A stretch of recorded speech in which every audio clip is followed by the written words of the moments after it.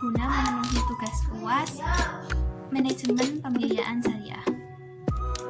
Yang pertama adalah pengertian pembiayaan sindikasi syariah. Pembiayaan sindikasi syariah adalah pembiayaan yang diberikan oleh lebih dari satu lembaga keuangan bank untuk suatu pembiayaan tertentu. Pada pembiayaan sindikasi syariah dibagi menjadi dua tujuan. Yang pertama yaitu untuk investasi dan yang kedua yaitu untuk modal kerja. Nah, untuk investasi sendiri, pembiayaan sindikasi syariah menggunakan akad mudharabah, IMBT dan MMQ. Sedangkan untuk modal kerja, sindikasi syariah menggunakan akad musyarakah, mudharabah, kafalah dan wakalah. Yang selanjutnya adalah bentuk pembiayaan dari sindikasi syariah. Nah, sindikasi syariah memiliki 3 bentuk pembiayaan, yaitu yang pertama adalah lead syndication, adalah sekelompok bank yang secara bersama-sama membiayai suatu proyek dan dipimpin oleh satu bank yang bertindak sebagai leader. Nah, yang kedua adalah club deal atau sekelompok bank yang bersama-sama membiayai suatu proyek, tetapi antara bank satu dengan bank yang lain tidak memiliki hubungan kerjasama bisnis atau penyatuan modal. Nah, yang ketiga ada subsyndication atau bentuk sindikasi antara suatu bank dengan salah satu bank peserta sindikasi lain dan kerjasama bisnis yang dilakukan antar keduanya tidak berhubungan secara langsung dengan peserta sindikasi lainnya. Yang selanjutnya adalah manfaat pembiayaan sindikasi bagi perbankan syariah. Nah, pembiayaan sindikasi syariah mengandung banyak manfaat. Nah, utamanya adalah sindikasi menjadi salah satu strategi perbankan syariah untuk mendongkrak aset industri perbankan syariah agar relatif lebih aman.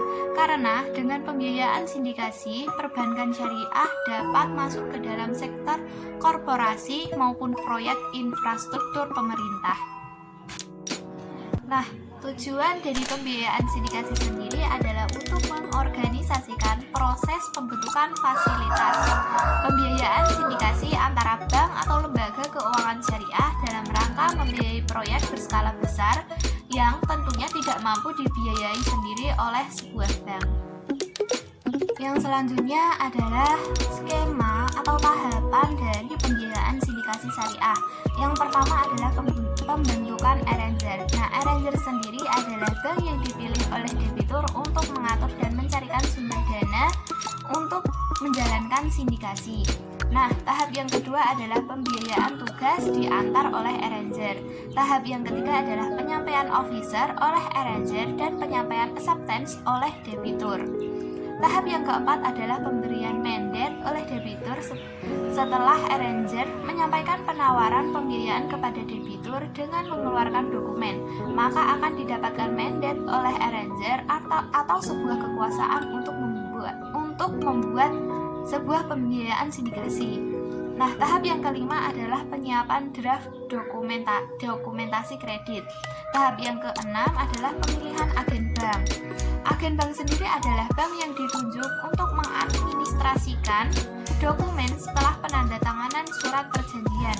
Tahap yang ketujuh adalah penyampaian penandatanganan dokumentasi kredit bila mana sindikasi telah terbentuk dan kreditur bersedia menuangkan dana untuk debitur. Tahap yang ke-8 adalah upacara penandatanganan perjanjian kredit sindikasi.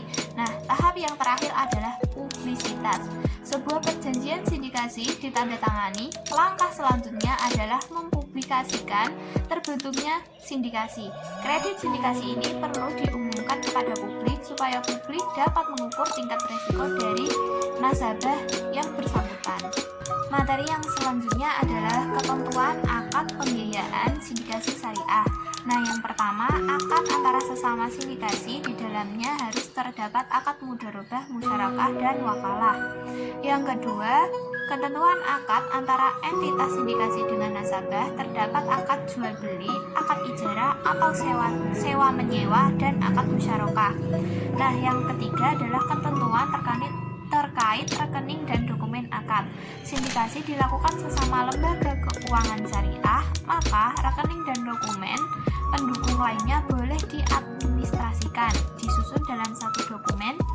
Sedangkan sindikasi yang dilakukan antara lembaga keuangan syariah dengan lembaga keuangan konvensional harus menggunakan rekening yang terpisah dan dibuatkan dokumen induk. Kemudian dibuatkan dokumen untuk lembaga keuangan syariah sendiri dan lembaga keuangan konvensional sendiri.